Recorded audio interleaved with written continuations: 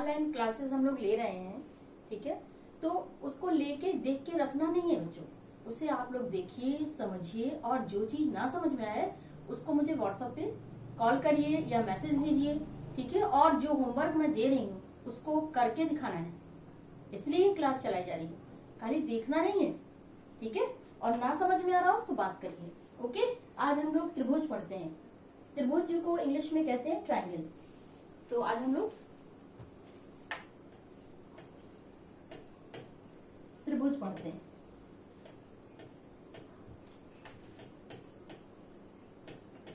Triangle, okay.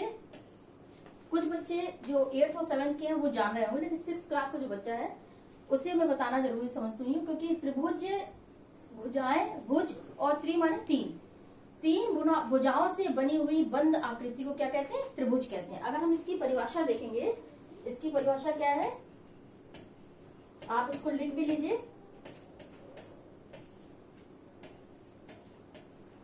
तीन भुजाओं से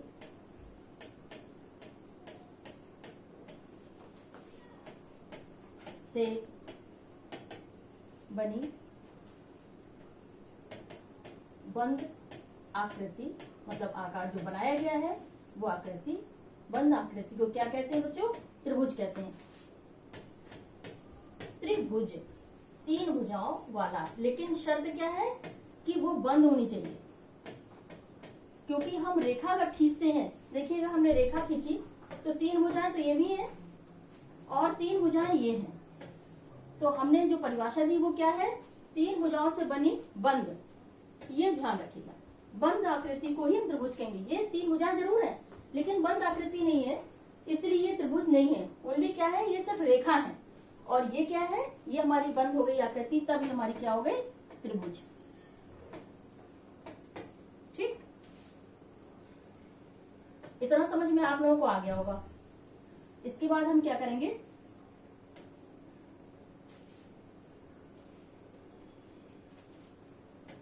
इसके प्रकार देखते हैं। त्रिभुज के प्रकार, टाइप्स ऑफ ट्रायंगल।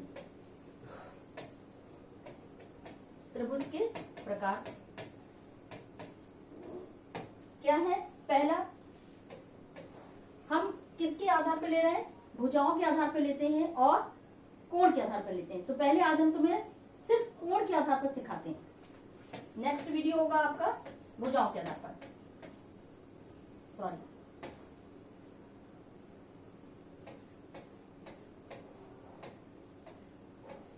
आज हम लोग देखेंगे एंगल के आधार पर। ठीक, हम तीन आकृति बना रहे हैं आपके सामने, तीनों को हम डिफरेंशिएट करेंगे, तीनों को अलग अलग हम बताएंगे और उसके आधार पर आप बताइएगा कि ये कौन सा त्रिभुज होगा। तीन भुजाएं हैं इसमें, हम इनको नंबर भी दे देते हैं, नाम भी दे, ए बी और सी।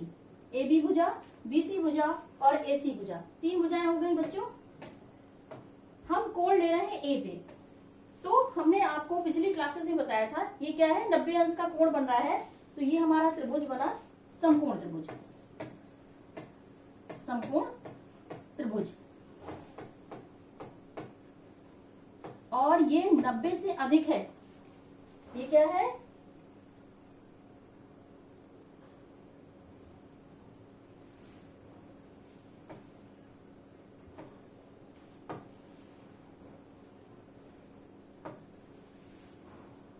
त्रिभुज, सॉरी,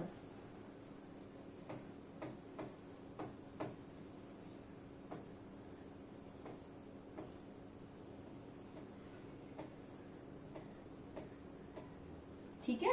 ये 90 हो गया।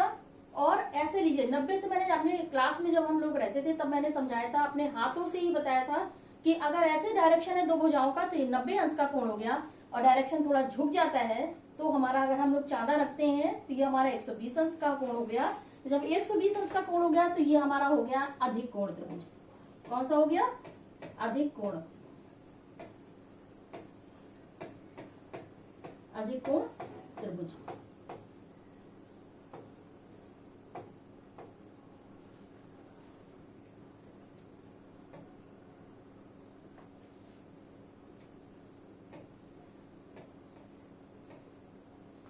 ठीक है, इतना यहाँ तक समझ में आया बच्चों।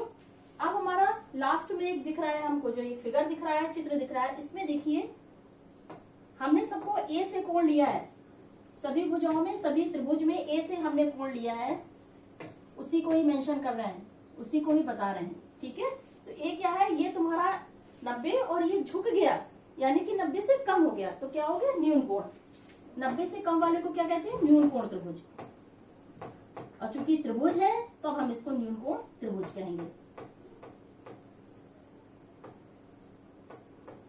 आज हमारा